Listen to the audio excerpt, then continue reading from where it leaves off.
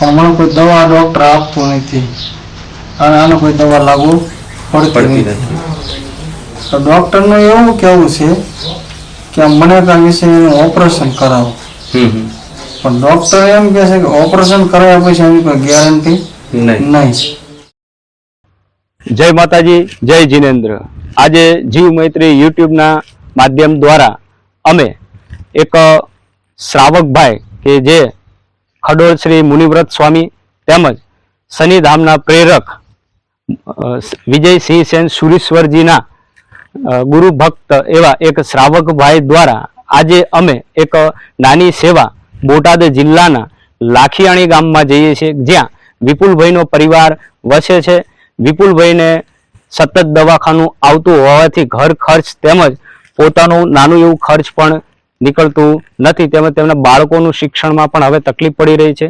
તો અમને વોટ્સએપના માધ્યમ દ્વારા આની ખબર પડી અને આજે અમે બોટાદ જિલ્લાના તેમજ બોટાદ તાલુકાના લાખિયાણી ગામે જઈએ છીએ કે જ્યાં વિપુલભાઈને ખૂબ જ જીવનમાં તકલીફ પડે છે. તો ચાલો મિત્રો, આજે આપણે લાખિયાણી ગામે જઈએ. તો મિત્રો, આજે અમે બોટાદ જિલ્લાના લાખિયાણી ગામે જઈએ છીએ, જેમાં કમલેશભાઈ મારા મિત્ર છે અને કમલેશભાઈ મને થોડી મદદ પણ કરશે કે ત્યાં લાખિયાણી ગામમાં જઈએ અને જે પરિચય એમને કરાવેલો હતો વોટ્સએપના માધ્યમ દ્વારા, તો આજે અમે તેમને લઈ અને લાખિયાણી ગામે જઈએ છીએ કે જ્યાં વિપુલભાઈના જીવનમાં બહુ અત્યારે તકલીફ છે, તો થોડો ટેકો આપવાનો પ્રયત્ન કરીએ.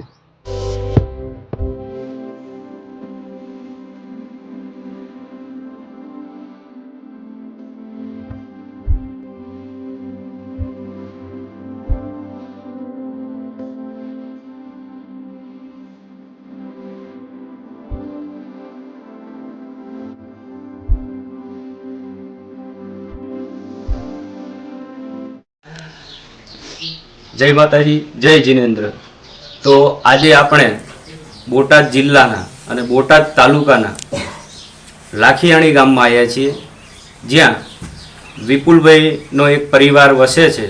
તે અત્યારે ખૂબ જ ખરાબ પરિસ્થિતિમાંથી પસાર થઈ રહ્યો છે અને વોટ્સએપના માધ્યમ દ્વારા અમને એમના સમાચાર મળ્યા એટલે આજે અમે એમની મુલાકાત કરી છે. તો આપણે એમનો થોડો પરિચય મેળવી અને એમની જે પરિસ્થિતિ છે તેનું પણ વાત કરી અને લોકો સમક્ષ લાવીએ, જેથી કરી એમને જે મદદની જરૂર છે તે યુટ્યુબના માધ્યમ દ્વારા અને જીવ મૈત્રી સેવાના માધ્યમ દ્વારા લોકો સુધી પહોંચે.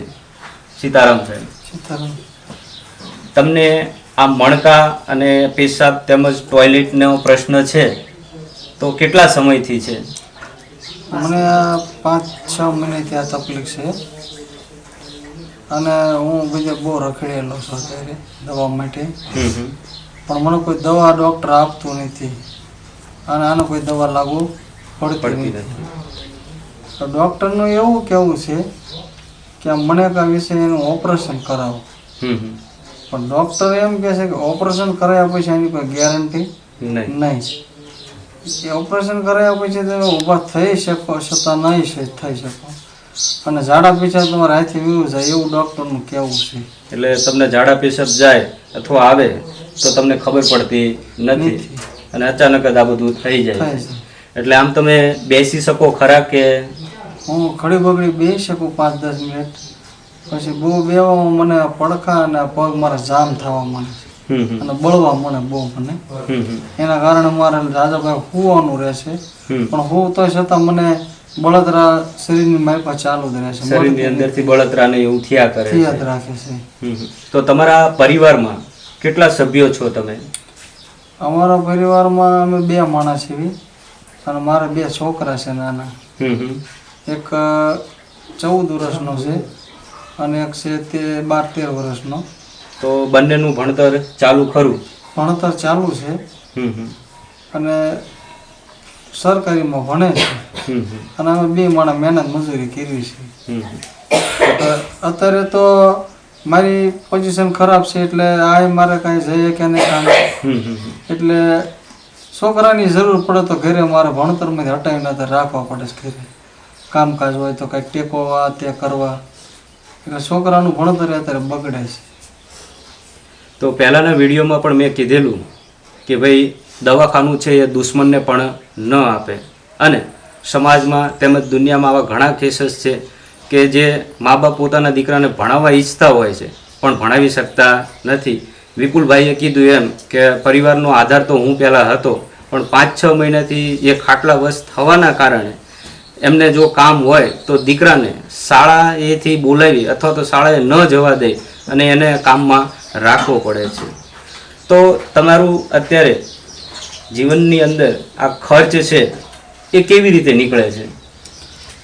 આ ખર્ચ અત્યારે તમારી જેવા જે માણસો છે ને, કોઈ સગો સંબંધી, કોઈ ગામના, કોઈ એવા દાતારો દાન કરતા હોય એને આ ભલામણની વાતની ખબર પડે અને કોઈ ઈશ્વર આપણા આંગણે આવી અને આવી મદદ આપણને કરી જાય છે. એમાંથી આપણું અત્યારે ગુજરાન અને આ દવાનો ખર્ચ થોડો થોડો મારો ઉપડે છે. હવે વિપુલભાઈને દવાખાનું તો મોટું છે, તેમજ એમને આયુષ્યમાન કાર્ડ દ્વારા પણ લાભ લેવાનો પ્રયત્ન કરેલ છે, પણ ડૉક્ટરો દ્વારા એવું જણાવવામાં આવ્યું છે કે ઓપરેશન બાદ અમારી કોઈ જવાબદારી નહીં, કારણ કે એમને ગાદી અને મણકા ખસી ગયેલ છે અને પરિવાર નાનો છે એટલે ઓપરેશન કરવામાં પણ મૂંઝાય છે કે શું કરવું અને શું ન કરવું. તો આવા પરિવાર માટે આપણે ફૂલ નહીં તો ફૂલની પાંખડી જે નીચે ડિસ્ક્રિપ્શનમાં નંબર અહીંયા આપેલ છે તેમાં આપવા વિનંતી, જેથી આ પરિવાર છે દવાખાને જાય તો ઇકો ભાડે કરવો પડે છે, તેમજ ઘરનું જે ગુજરાન છે તે પણ વ્યવસ્થિત ચાલતું નથી. હવે બેન બીજું એક કહું તમને કે ઘર પરિવારને ચલાવવા માટે અત્યારે ઘરનો મુખ્ય આધાર તમે છો, તો તમે આ પૈસા માટે અથવા તો બહારથી પૈસા આવે તો તમે શું કરો છો એના માટે?